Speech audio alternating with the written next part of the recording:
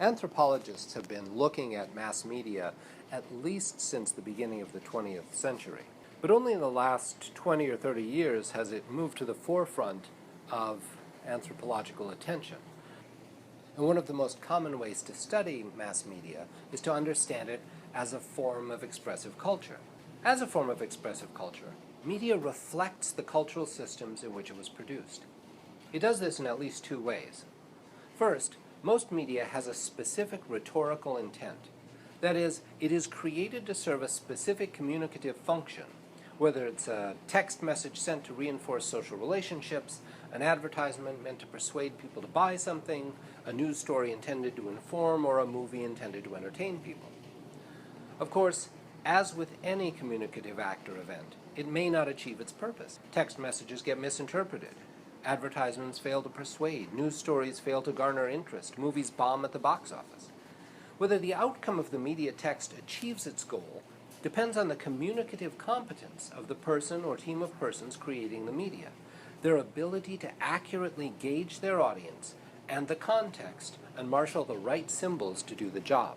But media texts are also always unintentionally shaped by the symbolic structures of the societies that produce them.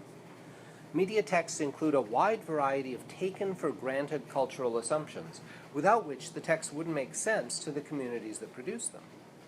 As we saw in the earlier lecture about the Hunger Games, popular media text can be analyzed and interpreted to reveal some of the hidden web of social relations, political, economic, and cultural, that are encoded in them. In many cases, the same themes or master narratives occur over and over again.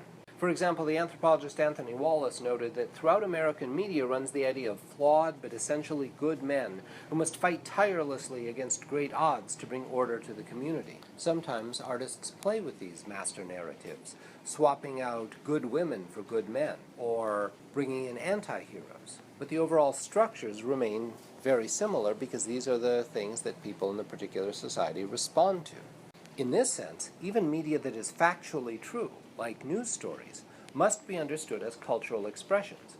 The need to create a good story that will grab the attention of readers and viewers requires that objective news coverage be dominated by the wishes, hopes, fears, symbolic themes, and myths of the people who buy newspapers and watch TV news. While news stories are necessarily factual, the form in which they're set forth, the relationships of the characters, the organization of the events, and the symbols used to refer to them all rely on the tools of expressive culture. But this is never a simple or straightforward process. People who consume media bring to their practices a whole range of interpretive context, tastes, assumptions about the world, as well as racial, gender, class, caste, and other social positions.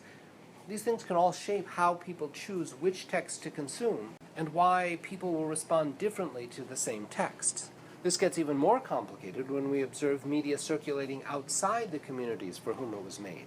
Jayasinji Jala introduced the useful concept of unintended audiences, who bring to media radically different interpretive contexts than those of the communities for which they were intended. The French anthropologist Marc Auger, for example, writes about the experience of watching the American 1960s television series Bewitched in the Ivory Coast. While the local viewers understood that the stories were fictional, their appreciation for the series was shaped by the fact that witches are very real in the Ivory Coast, and the possibility that one might discover one's in-law to be a chaotic witch is a very real and very undesirable possibility. Media creators are keenly aware of these issues, and the remediation of media texts for different audiences is common. Remediation can range from subtitling and dubbing to editing and revising to complete reconfigurations. Indeed, an entire profession of cultural brokers has emerged to manage these processes. Take, for example, the Pokemon animated series. In Japan, the popular anime program was intended to be a family program about relationships. Relationships between Satoshi and Katami, Satoshi and Pikachu, and between the protagonists and the antagonists.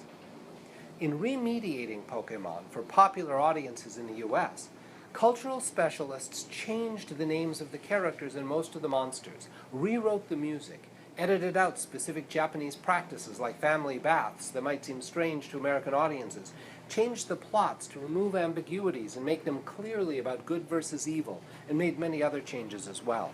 Remediation can happen on many different scales. Anthropologist Annette Hamilton wrote about video store owners in rural Thailand in the 1980s who recorded new soundtracks in their local Thai dialect to American adventure films. The video store owners didn't know English. They watched the films and invented plots, dialogue, and relationships based on their interpretation of what was happening on the screen and what they thought local viewers would find interesting. The capacity for remediation has been expanded by the emergence of new media. Unlike radio, television, and the press, where a few corporations or the state owned the means of media production, with new media like cassette tapes, fax machines, and digital technologies, owning the means of consumption means you also own the means of production. This creates a wide variety of fascinating media subcultures. Anthropologist Ian Condrey writes about the interesting world of fan subbing, in which fans of particular media, especially Japanese anime, subtitle the work into various languages and make it available for free over the internet. Although what they do is illegal, Condrey describes them as having their own subcultural moral ethic. Fan subbers won't subtitle works into another language if a high-quality commercial subtitled version already exists, for example. If no official version exists for some language, or if the company is too slow getting their subtitled versions out, fan subbers feel free to create their own versions. The fan subbing community does not accept the law as its ethical guide. It has its own ethics. Fan subbers thus express loyalty not to international law, and thus the laws of their own respective nations, but to the transnational community of fellow anime fans, most of whom they will never meet. The very existence of global flows of media changes the nature of global social relations and has big impacts on local communities. Take, for example, the biggest movie-producing nation in the world, India. India produces movies from multiple centers in at least 20 different languages. At least 3 of these film centers, the Hindi cinema centered in Mumbai, the Tamil film industry centered in Chennai, and the Telugu film industry in Hyderabad, annually outproduce Hollywood in number of films. These Indian films have long had unique characteristics, including musical numbers, lengthy plots with multiple subplots and comical routines, and a non-Aristotelian approach to narrative. Some of these may derive from classical Indian theater forms being appropriated into the film medium. Indian films have been globally popular, especially in Asia, Africa, and Eastern Europe, at least since the 1930s. According to the anthropologist Brian Larkin, Indian films have strongly influenced the development of local literature, television, and movies in some African countries, such as among the Hausa of Nigeria. But global influences are also changing Indian cinema. Millions of Indians live overseas, creating an enormous market for Indian films.